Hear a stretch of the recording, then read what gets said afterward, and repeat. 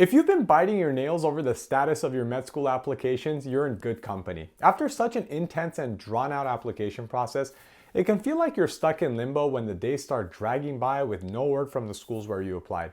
It's good to practice a bit of patience in this situation, but you also don't have to sit idly by.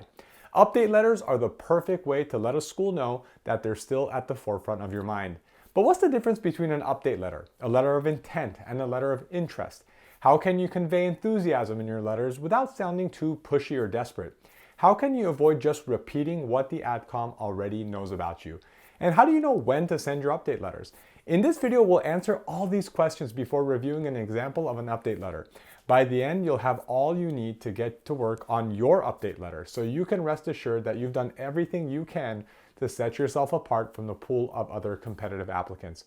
Before we begin, don't forget to like this video and subscribe to our channel so you can be the first to see our new resources with all the latest updates and guidance on med school admissions. So, first things first, what's the difference between an update letter, a letter of intent, and a letter of interest? These terms are used interchangeably in a lot of online forums, but it's important to note the difference. It can be hard to find official information on this topic since these letters aren't an official component of the med school application process, but here's how we categorize things. We use the term update letter as an umbrella term to encompass both letters of intent and letters of interest because meaningful updates should be included whenever possible in both types of letters. More on that in a moment. Simply put, a letter of interest is meant to convey your continued interest in a medical school. You should consider sending one if the following applies to you. You have a strong continued interest in or intent to attend the school. You have a significant update to share, and you've been waiting at least a few weeks since submitting your secondaries or interviewing with a school. By the way, if you're still waiting to receive interview invitations and you're wondering whether you should be worried yet, be sure to check out our video on that very topic by clicking the link on screen.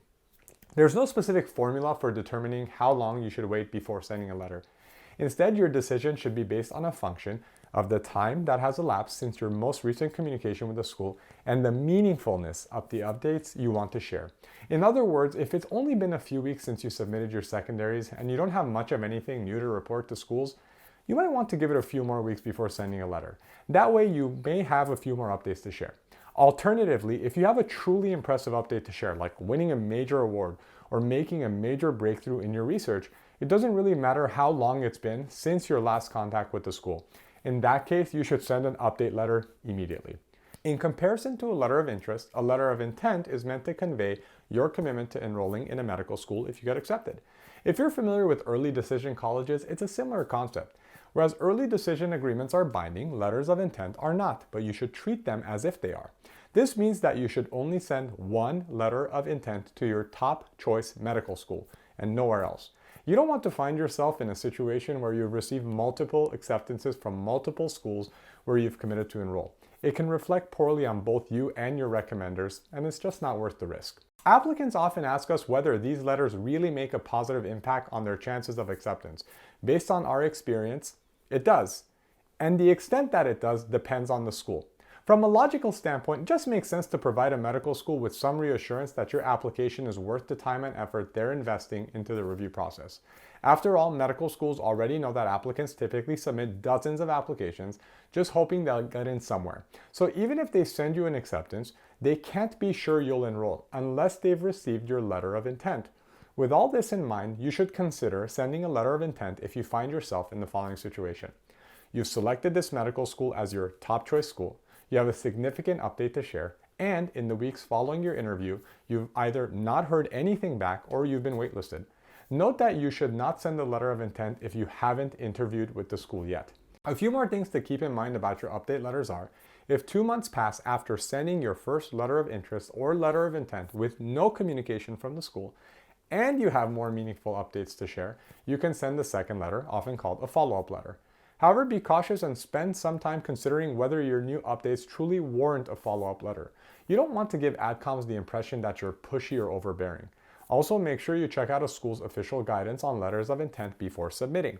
Some schools require it to be formatted a specific way or sent through a specific method, but if they have no official guideline, we recommend sending it to admissions representative's email. Other schools have a no letters of intent policy. You don't want to hurt your chances because you overlooked a rule. If their policy is unclear, contact admissions directly to ask them. They'll appreciate it. Now that we know the difference between letters of interest and letters of intent, let's take a look at the basic elements that you should include in all of your update letters. For the most part, the two types of letters will follow a very similar format, but there are a couple of key elements that should set them apart from each other, and we'll point those out as we go. Every letter should open with a word of thanks to the AdCom for considering your application. Gratitude can go a long way in making a positive impression. Next, reiterate what draws you to their school. Don't just repeat impressive information from their website. Instead, demonstrate your fit with their specific offerings, expanding on what you've already shared in your secondary essays or interviews. For more information on how to demonstrate fit, check out our Med School interviews playlist at the link on screen. And whenever you can, show how you plan to contribute to their program and the surrounding community through specific clinical and research opportunities. This might be obvious, but it bears emphasizing. Do not copy and paste the same letters of interest and send it to multiple schools. A letter that reads like an AI-generated email won't score you any points with the AdCom. After all, if you're not willing to take the time to personalize your letter, how much do you really care about what makes their program unique? We recommend developing a basic template for your letters of interest and then adapting it to include school-specific information, much like we recommend doing for secondary essays. You also want to provide meaningful updates whenever possible in your letter. Don't reiterate things you've already shared in your secondaries or interviews, and don't embellish your accomplishments. Remember that AdComs have thousands of applications to sift through, and the last thing you want to do is to make them feel like you're wasting their time. We often get asked, what counts as a meaningful update? And we typically recommend that you prioritize the following: new jobs, awards, publications, clinical opportunities, or research positions.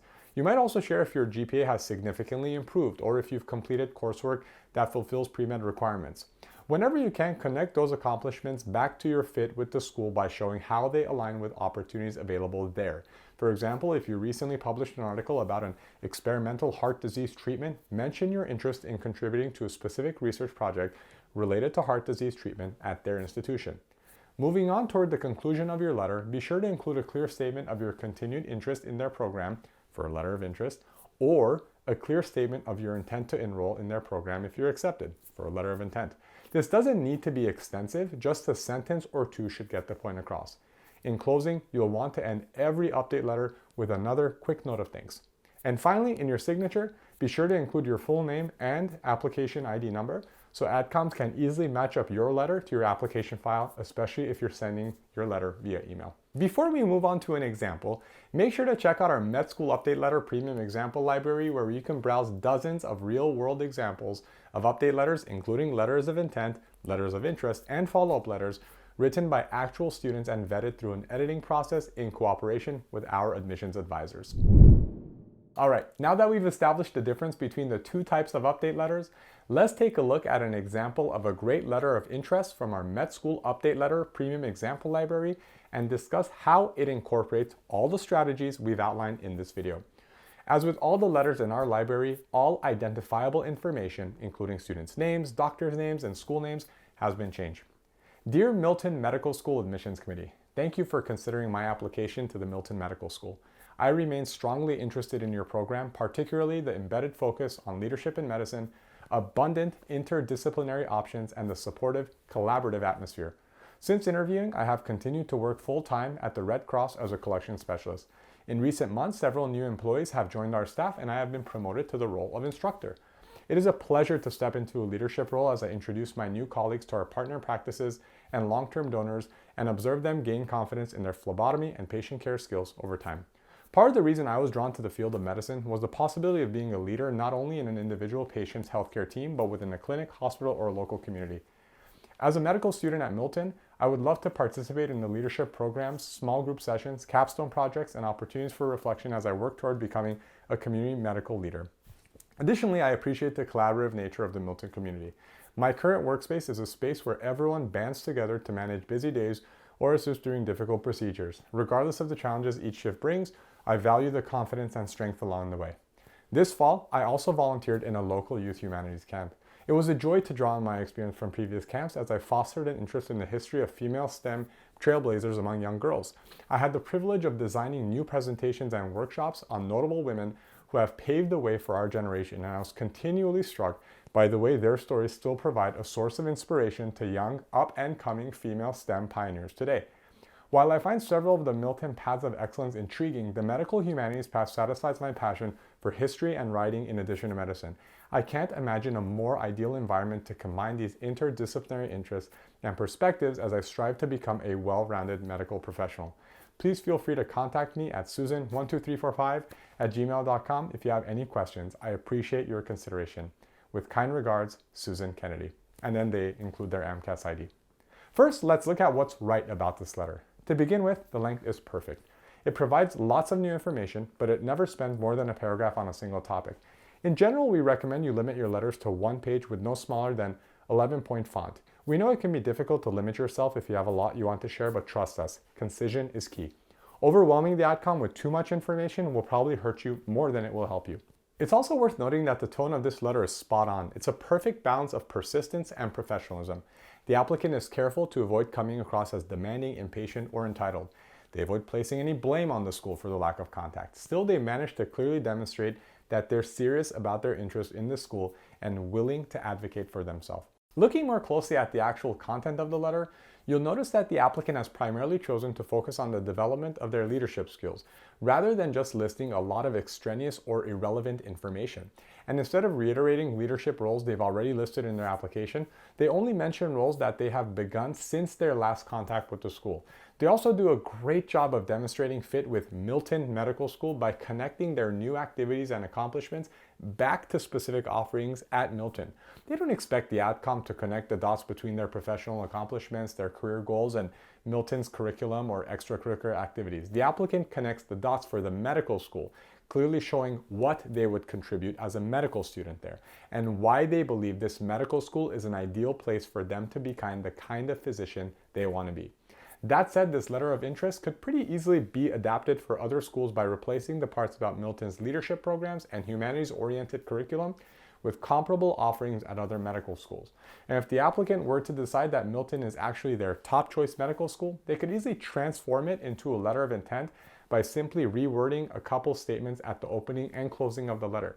For example, the section in the opening paragraph that reads, "I remain strongly interested in Milton," could be reworded to read, "Milton remains my top choice program." And in the concluding paragraph, the applicant could tack something onto the end like, "I can't imagine a more ideal environment to combine these interdisciplinary interests and perspectives as I strive to become a well-rounded medical professional, and if accepted, I fully intend to enroll." If you're stuck playing the waiting game, we feel for you. The bad news is, waiting is just an inevitable part of the process of medical school admissions. But the good news is, there are things you can do to help boost your admission chances while you are waiting.